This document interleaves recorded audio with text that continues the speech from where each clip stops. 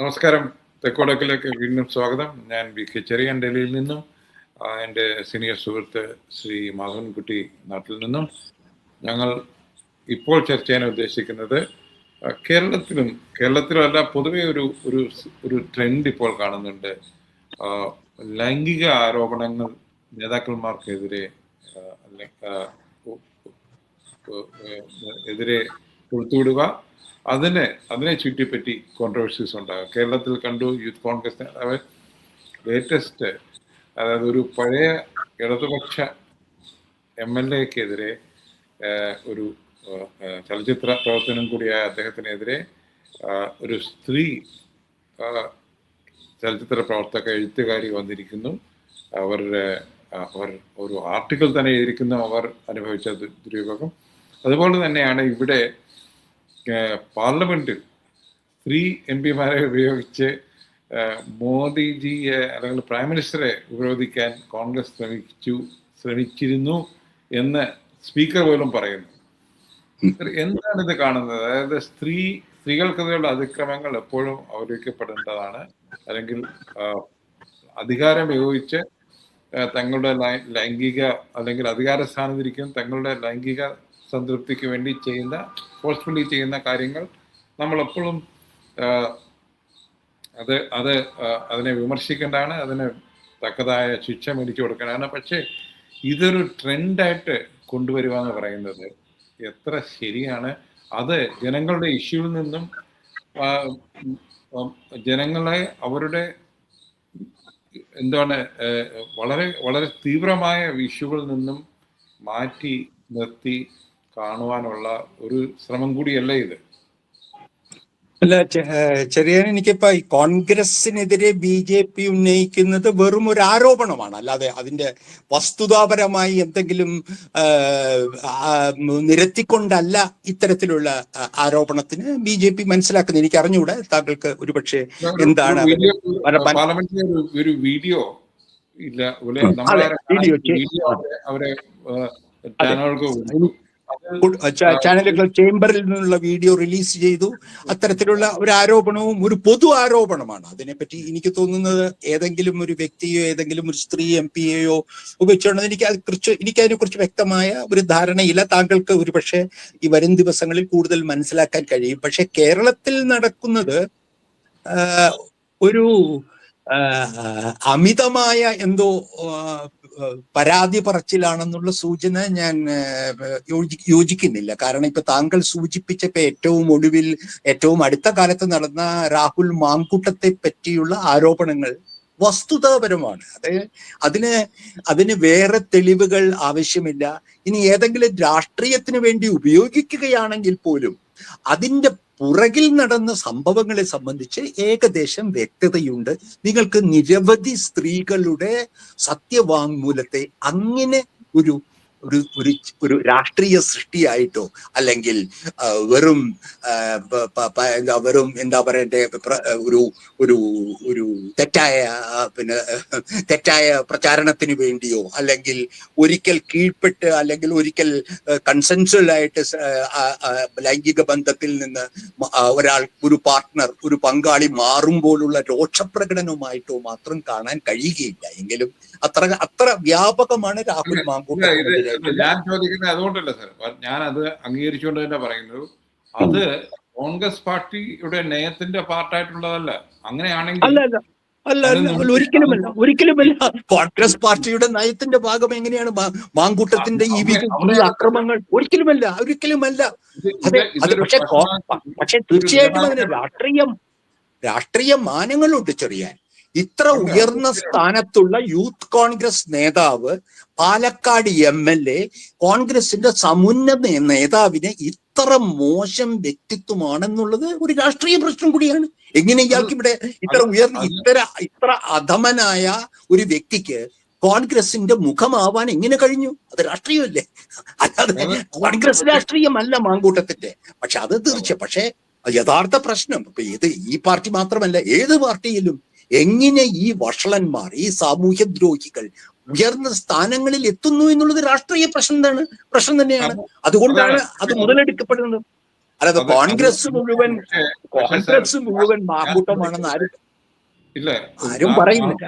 മാങ്കൂട്ടം എന്ന ആള് ഒരു ഡെലിക്വന്റ് ആണെങ്കിൽ ആൾക്കെതിരെ സിസ്റ്റം മൂവ് ചെയ്ത് മനസ്സിലാക്കാം. പക്ഷേ ഇവിടെ ഇപ്പുറത്ത് വളരെ സീരിയസ് ആയിട്ട് സീനിയർ ആയിട്ടുള്ള ഒരാൾ ചെയ്യുന്നത് അതിലും മോശമായിട്ടുള്ള പ്രവൃത്തിയായിട്ട് എനിക്ക് തോന്നുന്നു. അല്ല, ഇതിലിപ്പോ ഒരു താരതമ്യത്തിന് അവകാശമില്ല. തീർച്ചയായിട്ടും ഇപ്പൊ താങ്കൾ പറയുന്നത് പോലെ ഇതിന്റെ രഹസ്യം അതിലെ ഭരിക്കുന്ന സർക്കാരിന്റെ നീക്കം അതുകൊണ്ടാണല്ലോ ഈ എന്താണ് അവര് വന്ന് ഒരു സ്ത്രീ വന്ന് ആർട്ടിക്കിൾ എഴുതുകയാണ് ഒരു പേപ്പറിൽ.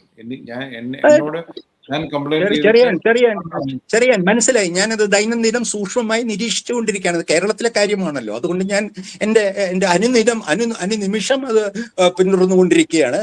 അത് താങ്കൾ കാണിക്കുന്ന സമീപനമൊന്നും എനിക്ക് ആവശ്യമില്ല. PT കുഞ്ഞുമുഹമ്മദ് എന്ന് പറയുന്ന CPM-ന്റെ വളരെ വളരെ അടുത്ത സഹയാത്രികനും മുൻ MLA-യും കൈരളി TV-യുടെ മുൻ ഡയറക്ടറും സഖാവ് പിണറായി വിജയനോടൊപ്പം വളരെ അടുത്ത സുഹൃത്തുമാണ്, വളരെ അടുത്ത ഒരു സഹയാത്രികനാണ് വ്യക്തിപരമായിട്ട്. ഇപ്പൊ ബ്രിട്ടാസിനെ പോലെ ഒക്കെ നമ്മൾ പിണറായിയുമായി വളരെ അടുപ്പത്തിൽ നീങ്ങിക്കൊണ്ടിരിക്കുന്ന രാഷ്ട്രീയ CPM-ലെ പ്രവർത്തകരോ അല്ലെങ്കിൽ അനുഭാവികളോ ചിലവർ ഒരുമിച്ചാണ് ഗൾഫ് രാജ്യങ്ങളിൽ കൈരളിക്ക് പണം പിരിക്കാൻ പോയതും മറ്റും. അപ്പൊ അത്രത്തോളം അടുപ്പമുണ്ട് മുഖ്യമന്ത്രിയും അതിന്റെ കേരളത്തിലെ CPM നേതൃത്വവുമായിട്ട് PT കുഞ്ഞുമുഹമ്മദിന്റെ വളരെ ഒരു ബന്ധമുണ്ട്. അത് എനിക്കറിയാവുന്നതാണ്. ഒരു മാധ്യമ പ്രവർത്തനം എന്നുള്ള നിലയ്ക്കും ഇടതുപക്ഷ അനുഭാവി എന്നുള്ള നിലയ്ക്കും ഇവരെയൊക്കെ എനിക്ക് അറിയുന്നത് കൊണ്ടും അവർ തമ്മിലുള്ള ഗാഢമായ ബന്ധത്തെപ്പറ്റി അധികാര കേന്ദ്രവും PT കുഞ്ഞുമുഹമ്മദുമായുള്ള ഗാഢമായ ബന്ധത്തെക്കുറിച്ച് ആർക്കും കേരളത്തിൽ ഒരു സംശയവും.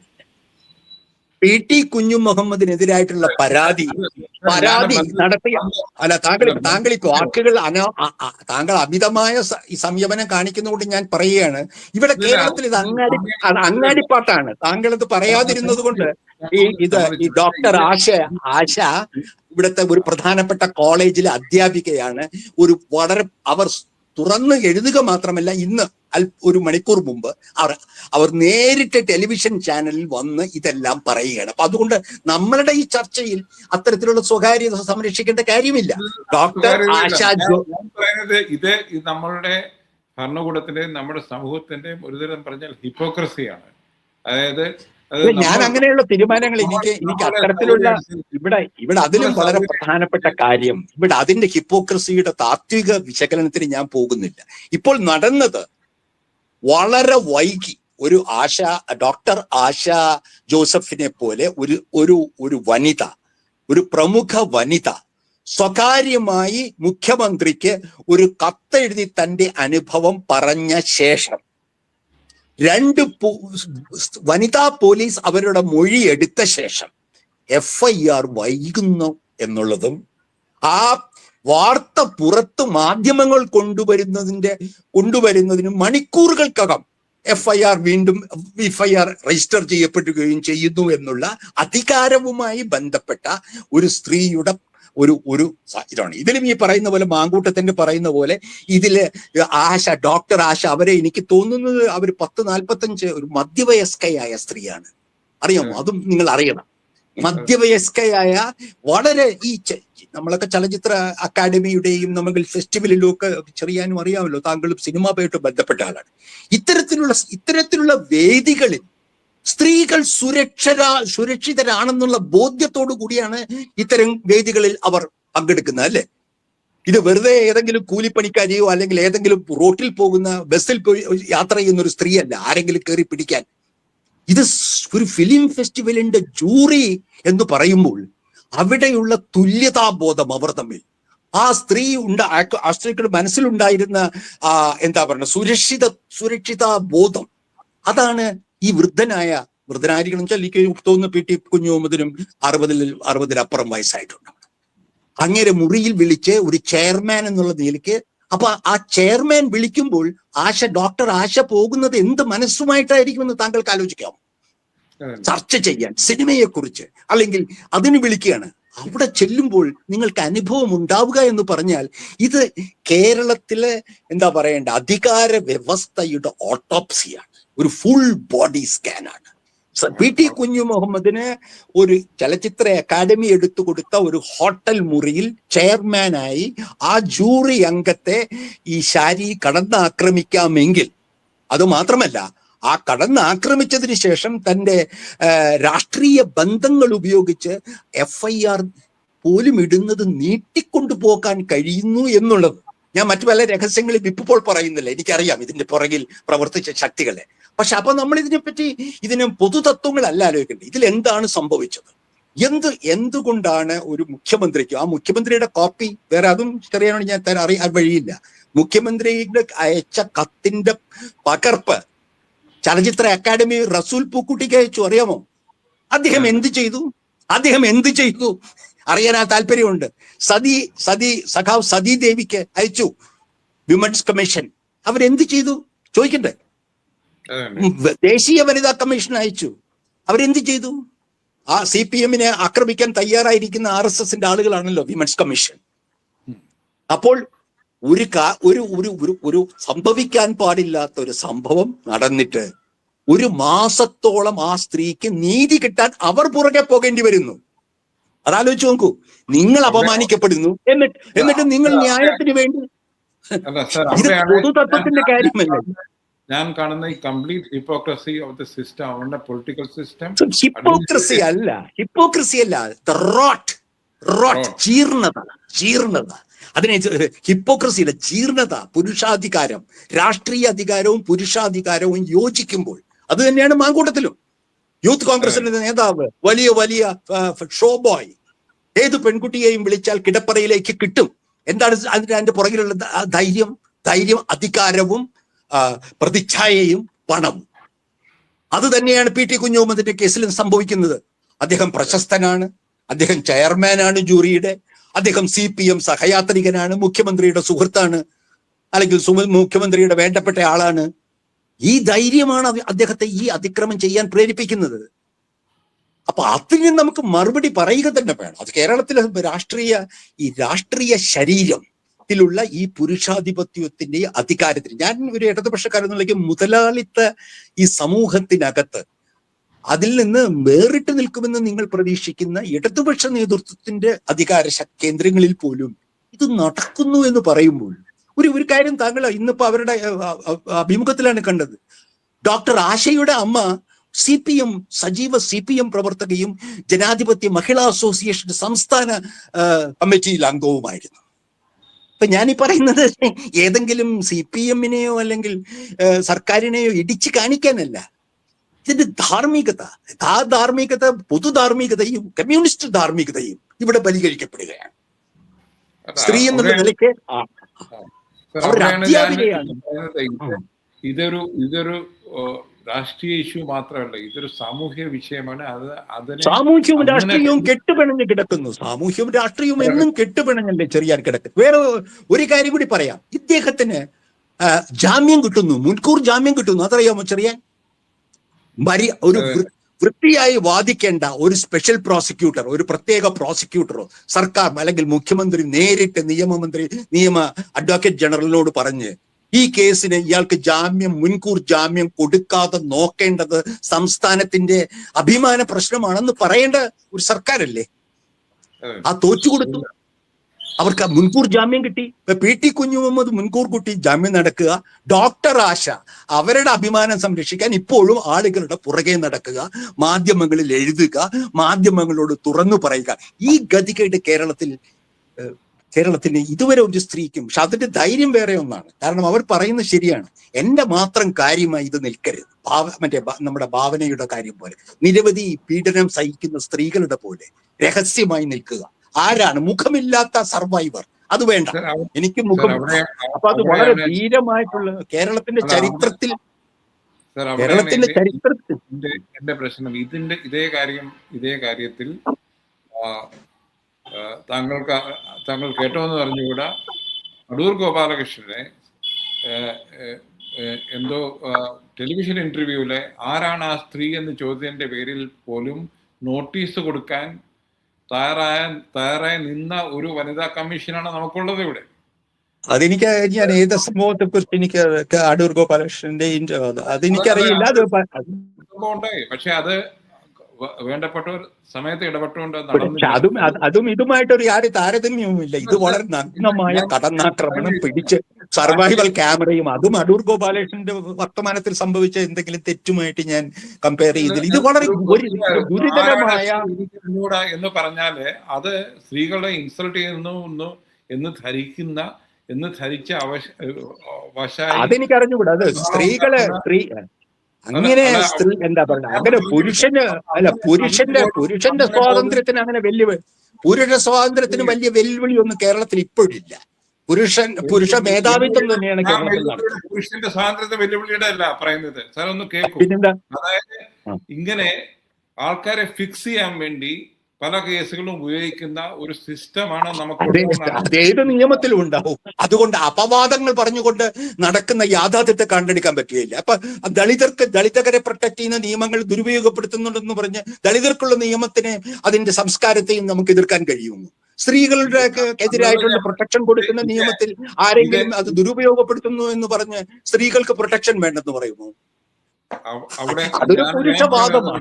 പറഞ്ഞ ഈ ജീർണത എന്ന് പറയുന്നത് ഒരു രാഷ്ട്രീയവും സാമൂഹികവുമായ ഫിക്സിങ്ങിന് വേണ്ടി ഉപയോഗിക്കുന്ന നിയമങ്ങൾ ഉപയോഗിക്കുന്ന ഒരു ലെവലിലേക്ക് എനിക്ക് തോന്നുന്ന അധികാരമാണ് അധികാരത്തിന് പ്രശ്നം. അത് അധികാരം, ചെയർമാൻ എന്നുള്ള അധികാരം, അല്ലെങ്കിൽ താൻ പ്രശസ്തനാണെന്നുള്ള അധികാരം, താൻ ഭരണകക്ഷിയുടെ പക്ഷത്താണെന്നുള്ള അഹങ്കാരം, ഇതെല്ലാം കൂടി വരുമ്പോൾ നിങ്ങൾക്ക് സ്ത്രീകളെ, ഒരു മധ്യവർഗയായ അമ്മയെ, ഒരു family woman, a college lecturer, a filmmaker, thinking it is the safest zone, താൻ പ്രവർത്തിക്കുന്നത് ഏറ്റവും സുരക്ഷമായിട്ടുള്ള ഒരു മണ്ഡലത്തിലാണെന്ന് വിചാരിക്കുന്ന ഒരു സ്ത്രീയെ കയർന്ന് പിടിക്കാൻ കഴിയും. അത് സർവൈലൻസ് ക്യാമറയിൽ കിട്ടുകയും ചെയ്യുക. അല്ലാണ്ട് ഈ സ്ത്രീ എന്തിനാണ് ഇത് പറയുന്നത്? ഈ സ്ത്രീ എന്തിനാണ് രഹസ്യമായിട്ടിത് പറയുന്നത്? ഇതങ്ങനെ സ്ത്രീകൾ വെറുതെ ആളാവാൻ വേണ്ടി ദുരുപയോഗമൊന്നും അല്ല. ഇതൊക്കെ നഗ്നമായിട്ടുള്ള സ്ത്രീകൾക്കെതിരായിട്ടുള്ള ആക്രമണങ്ങളാണ്. ആ സ്ത്രീ WCCയുടെ അംഗമാണ്. ഹേമ കമ്മിറ്റി റിപ്പോർട്ടിന് വേണ്ടി നടന്ന വിമൻസ് സ്ത്രീകളുടെ സുരക്ഷ സിനിമയിൽ ഉറപ്പാക്കാൻ വേണ്ടി നടക്കുന്ന ബീന പോളും നമ്മുടെ ഒക്കെ ഉള്ള അവരുടെ WCC സജീവ അംഗമാണ്. അവരെ സംബന്ധിച്ചിടത്തോളം എന്തൊരു സുരക്ഷിത ബോധത്തോടു കൂടിയായിരിക്കും അവർ PT കുഞ്ഞുമോതുമായി ഇടപെട്ടിട്ടുണ്ടാവുക. നിങ്ങളുടെ അകത്തിരിക്കുന്ന ചെകുത്താൻ ഇത്ര വൃത്തികെട്ടതാണല്ലോ എന്ന് സ്വപ്നത്തിൽ പോലും ആ സ്ത്രീ ആലോചിച്ചിട്ടുണ്ടാവില്ല. PT കുഞ്ഞുമ്മദ് ആണെങ്കിൽ തമാശ പറയാനും വലിയ സൂഫി രാഷ്ട്രീയം പറയുന്ന ആളാണ്. ഇടതുപക്ഷ സൂഫി സംസ്കാരവും പാട്ടും മാപ്പിള മലബാർ മനസാക്ഷിയും ഒക്കെ പറയുന്നതിന്റെ അതിന്റെ ഒരു പാരഡോക്സ് ഞാൻ പറയുകയാണ്. CPM-ൽ തന്നെ ഏറ്റവും സംസ്കാര ചിത്തൻ എന്ന് സ്വയം കരുതുന്ന അതാണ് PT കുഞ്ഞുമുഹമ്മദ്. അദ്ദേഹത്തിന്റെ ഭാഗത്ത് നിന്ന് ഇങ്ങനൊരു നഗ്നമായ ആക്രമണം ഉണ്ടാവുമ്പോൾ അത് ഇടതുപക്ഷത്തിന്, ഇത്തരത്തിലുള്ള സുഹൃത്തുക്കൾ ഇടതുപക്ഷത്തിന് ഉണ്ടായിക്കൂടാ, സഹചാരികൾ ഉണ്ടായിക്കൂടാ. അതാണ് ഞാൻ പറയുന്നത്. അപ്പൊ അത്തരത്തിൽ സമ്മതിക്കുന്നു. ഞാൻ അതിലും കൂടുതൽ കാണുന്നത് താങ്കൾ പറഞ്ഞ WCCയുടെ ഇതുവരെ ഉള്ള പബ്ലിക് സ്റ്റാൻഡ് എന്താണ് ഈ കാര്യത്തിൽ? ഇതൊക്കെയാണ് നമ്മൾ നോക്കേണ്ടത്. അവിടെയാണ് എനിക്ക് പ്രശ്നമുള്ളത്. അതായത് അവരുടെയൊക്കെ റെസ്പോൺസസ്, പബ്ലിക് ഔട്ട്ക്രൈ സെലക്റ്റീവ് ആകുമ്പോൾ ആണ് ഈ പ്രശ്നം മൊത്തം വളരെ ഭയാനകമാകുന്നത്. എനിക്ക് അറിഞ്ഞൂടെ, WCCക്ക് ഇതുവരെ അങ്ങനെ സെലക്റ്റീവ് ആയിട്ടില്ല. അവർ പ്രധാന കാര്യങ്ങളിലെല്ലാം ഇടപെട്ടിട്ടുണ്ട്. അതിന്റെ പേരിൽ അവർ പിഴ സഹിക്കുന്നുണ്ട്. അവർക്ക് സിനിമ ഇൻഡസ്ട്രിയിൽ അവർ ബഹിഷ്കരിക്കപ്പെടുകയാണ്. WCC സെലക്റ്റീവ് ആയിട്ടൊന്നുമല്ല പ്രതികരിക്കുന്നത്. അവരാണ് ഇതിന്റെ പനിയാടികളായിരിക്കുക. ഈ ഇഷ്യൂവിന്റെ കാര്യത്തിൽ അവർ ഇതുവരെ ഒരു അവർ ചെയ്തിട്ടുണ്ട്. അവരെന്തിനാണ്? അവർ തന്നെ, ഈ ആശ തന്നെ അതിന്റെ പ്രതിനിധിയാണ്. അതുകൊണ്ട് താങ്കൾ അങ്ങനെ പറയരുത്. ആ സ്ത്രീ WCCയുടെ പ്രധാന അംഗമാണ്. ബാക്കിയുള്ളവർ അവിടെയാണ് ഞാൻ പറയുന്നത്. നമ്മളുടെ സെലക്റ്റീവ് ആയിട്ടുള്ള ഔട്ട്റേജ് സെലക്റ്റീവ്, WCC സെലക്റ്റീവ് ഒന്നുമല്ല. For me it is selective. Okay, you can believe that, you can, but I don't think the WCC is selective. I don't think WCC acted heroically. WCC പല ഇഷ്യൂയിലും ആൾക്കാർ വളരെ selective ആണ്. അത് ഇതിനകത്ത് വളരെ നിഷ്പക്ഷമായ ഒരു stand എടുത്ത് ഇത് താങ്കൾ പറഞ്ഞ പോലെ ജീർണതയാണെങ്കിൽ ആ ജീർണതയ്ക്കെതിരെ എല്ലാവരും മുന്നോട്ട് വരേണ്ട സമയം അതിക്രമിച്ചിരിക്കുന്നു. അതിന് പകരം WCC അതാണല്ലോ ചെയ്തത്. WCC ചെയ്തതും WCC ഉയർന്നത് തന്നെ അതിന്റെ ഭാഗമായിട്ടാണ്. റെസ്പോൺസസ് ഇതിനെയൊക്കെ പ്രോത്സാഹിപ്പിക്കത്തേ ഉള്ളൂ. ഇപ്പം WCC ആണ് ആദ്യത്തെ അവബോധം ഉണ്ടാക്കിയത്. ഈ സിനിമ ഇൻഡസ്ട്രിയിൽ നടക്കുന്ന കാര്യങ്ങളെ പറ്റി. അവര് കാരണമാണ് ഹേമ കമ്മിറ്റി വന്നത്. ആ ഹേമ കമ്മിറ്റി അപ്പൊ WCC ഇതിൽ പ്രതി ചേർക്കേണ്ട കാര്യം എന്താണ്? ഒരു സ്ത്രീയെ നഗ്നമായി പീഡിപ്പിച്ചിട്ട്. അതൊക്കെ നമുക്കറിയാം സാർ. ഞാൻ പറയുന്നത് ഞാൻ അതിനോട് യോജിക്കുന്നില്ല. ഇവിടെ ഇത് കാര്യങ്ങൾ വഴിതിരിച്ചു വിടുകയാണ്. ഇവിടെ WCCയുടെ പ്രശ്നമല്ല പ്രശ്നം. ഇവിടെ ഒരു ലൈംഗിക കുറച്ചൊക്കെ എനിക്ക് പറയാം. അതുകൊണ്ട് സാർ അത് വിടുക. ഞാൻ പറയുന്നത് ഇതാണ്, സെലക്റ്റീവ് ഔട്ട്റേജ് ഇസ് റിഡിക്കുലസ്. ഒരു ജീർണതയാണെങ്കിൽ അതിന് നിഷ്പക്ഷമായി എല്ലാവരും പ്രതികരിക്കേണ്ട കാര്യമുണ്ട്. അത് ആരായാലും നിഷ്പക്ഷം പറ്റില്ല. ഇതിൽ പക്ഷം പിടിച്ചേ പറ്റൂ. ഇരയുടെ പക്ഷം പിടിച്ചേ പറ്റൂ. അതിൽ നിഷ്പക്ഷതയൊന്നും സാധ്യമല്ല. ഞാൻ പറയുന്നത് ജീർണതക്കെതിരെ പക്ഷം പിടിച്ചേ പറ്റത്തുള്ളൂ. അതിനകത്ത് സെലക്റ്റീവ് സാധനം ഉണ്ടെന്നുള്ള ഇതിലില്ലെന്ന് എനിക്ക് ഉറപ്പിച്ചു പറയാം. കേരളത്തിലെ സമൂഹം വളരെ ഞെട്ടലോടുകൂടി എന്നാൽ അഭിമാനത്തോടു കൂടിയാണ് ആശയുടെ ഒപ്പം നിൽക്കുന്നത്. എന്തിനാ ശ്രീമതി ടീച്ചർ പോലും അവരുടെ CPM-ന്റെ വലിയ നേതാവ് ഇന്ന് അവർ പറയുന്നുണ്ട്, രഹസ്യമായിട്ട് വിളിച്ചിട്ട് ആ കൂടെ ഉണ്ടെന്ന് പറഞ്ഞു. അതുകൊണ്ട് എന്താ കാര്യം? നിങ്ങൾ സഹതാപം പ്രകടിപ്പിച്ചിട്ട് എന്താ കാര്യം? നിങ്ങൾ ഉള്ള രാഷ്ട്രീയ പാർട്ടിയെ കൊണ്ട്, നിങ്ങൾ ഭാഗമായ രാഷ്ട്രീയ പാർട്ടിയെ കൊണ്ട്, സംഘടനയെ കൊണ്ട് ഇവർക്ക് നീതി നേടിക്കൊടുക്കണം. അതല്ലേ CPM നേതാവിന്റെ ചുമതല. അല്ലാതെ ഞാൻ ഒപ്പമാണെന്ന് പറയലാണ്. അപ്പൊ ഇതാണ് ഹിപ്പോക്രസി. മലയാളിയുടെ ഹിപ്പോക്രസി. അവൾക്കൊപ്പം ഇവൻ ഒപ്പം എന്ന് പറയുകയും ഒന്നും ചെയ്യാതിരിക്കുകയും അധികാരത്തിന്റെ ഭാഗമായി അതിന്റെ അപ്പക്കഷ്ണങ്ങൾ രുചിക്കുകയും ചെയ്യുന്ന ഒരു വർഗമുണ്ട്. അപ്പൊ അവരെ സംബന്ധിച്ചിടത്തോളം I am totally in agreement with you on this. ഞാൻ പറയുന്നത് ജീർണതയാണെങ്കിൽ ജീർണതക്കെതിരെ നമ്മൾ ഒരു പക്ഷപാതവും കാണാൻ. That is a lesson. We have to come out and Dr. Asha has shown a new path. That survivor രഹസ്യമായി ഒളിമുറിയിൽ ഇരിക്കേണ്ടവളല്ല. അവർക്ക് ചെയ്യാനുള്ള ധൈര്യം കിട്ടുന്ന അവർ പ്രിവിലേജ്ഡ് വുമൺ ആയതുകൊണ്ടാണ്. ഒരു സാധാരണക്കാരി സ്ത്രീയാണെങ്കിൽ, ഒരു വീട്ടുവേലക്കാരിയാണെങ്കിൽ അവൾക്ക് ചെയ്യാൻ പറ്റുമോ? ഒരു നേതാവിന്റെ പറ്റില്ല. അതാണ് ഞാൻ പറയുന്നത്. ഡോക്ടർ ആശ കേരളത്തിലെ സ്ത്രീകളുടെ വിമോചനത്തിന് വേണ്ടി വലിയൊരു കാൽവെപ്പാണ് നടത്തിയിട്ടുള്ളത്. തുറന്ന് മനോരമയിൽ എഴുതുകയും ഇന്ന് ഏഷ്യാനെറ്റിൽ അവർക്ക് പറയാനുള്ളത് പറയുകയും സ്വന്തം കുടുംബത്തിനും മക്കളോടും പറഞ്ഞുകൊണ്ട് അവർ പുറത്ത് നമ്മുടെ മലയാളിയുടെ ഹിപ്പോക്രസി, അത് മലയാളി പുരുഷ മേധാവിത്വത്തിന്റെ ഹിപ്പോക്രസി. കാരണം ഇതാരാണ്? കേരളത്തിലെ സ്ത്രീകൾക്ക് ഇത് മനസ്സിലാവുന്നില്ലേ? മനസ്സിലാവും. നിങ്ങൾ സ്ത്രീകളുടെ ശബ്ദം ഇതിന് അഭിപ്രായം ചോദിച്ചു നോക്കൂ, അവർക്ക് മനസ്സിലാവും. പക്ഷെ പുരുഷന്മാരുടെ ലോകത്തിലിരുന്ന് ചർച്ച ചെയ്യുകയും ഒരു സ്ത്രീ ഇല്ലല്ലോ നമ്മളുടെ കൂടെ ചർച്ചയ്ക്ക് പങ്കെടുക്കാൻ. ഇത് വളരെ എനിക്ക് തോന്നുന്ന ലാൻഡ്മാർക്ക് ആയിരിക്കും കേരളത്തിലെ. അതാണ് ഞാൻ പറയുന്നത് സാർ, ഈ ജീർണതക്കെതിരെ പക്ഷപാതം പാടില്ല. രാഷ്ട്രീയമായി പക്ഷപാതത്തിന്റെ അല്ല, ഇവിടെ ഒരു സത്യത്തിന്റെ ഭാഗമാണ്. ഇവിടെ നമ്മൾ നടക്കുന്നത് ഒരു സത്യത്തിന്റെ ഭാഗമാണ്. അല്ല, അങ്ങനെ ഒന്നും ചിന്തിക്കാതെ ആക്ഷൻ എടുക്കുന്ന ഒരു സിസ്റ്റമാണ് നമുക്ക് വേണ്ടത്. സംസ്കാരവുമാണ് വേണ്ടത്. ഒരു സംസ്കാരവുമാണ്, സിസ്റ്റം മാത്രമല്ല സംസ്കാരവുമാണ് വേണ്ടത്. അത്തരത്തിലൊരു താങ്ക് യു.